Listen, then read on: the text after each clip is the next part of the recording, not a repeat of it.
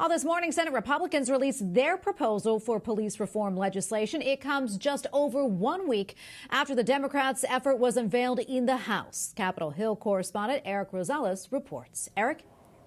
That's correct, Tracy. I was there when Senate Republicans spoke in detail about their bill. It's called the Justice Act, and senators say that it will bring real police reform, and it's a starting point.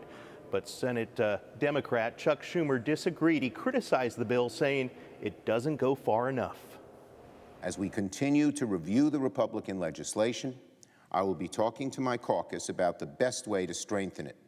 This bill will need dramatic improvement. The Senate Democratic leader is getting his wish. Republicans will put a bill for police reform on the Senate floor next week before the July 4th recess. Floor time is the coin of the realm in the Senate because it does take a while to do almost anything.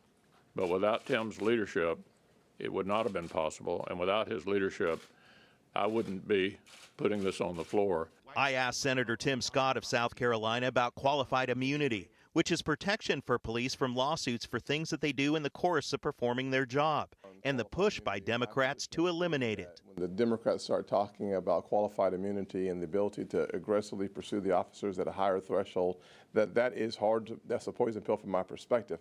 Is there a conversation that could be had around something different? Perhaps. The Senate GOP says their bill focuses on training, including incentives for officers to end the practice of chokeholds, accountability, including the increased use of body cameras, and transparency, including reporting when no-knock warrants are used.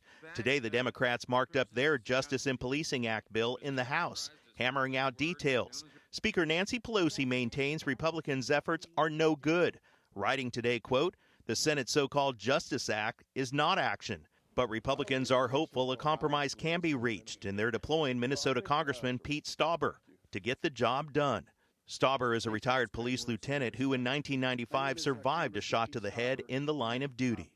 Our nation is calling for change, and I am confident that we will rise to the occasion. The GOP bill will also make lynching a federal crime. Now, after the presser, I ended up talking with Senator Tim Scott. He told me that he wants to hold bad cops accountable, but he doesn't want to hinder good cops, which he says are the majority, from doing their job. Tracy? Correspondent Erik Rosales reporting from Capitol Hill tonight. Thank you so much, Erik.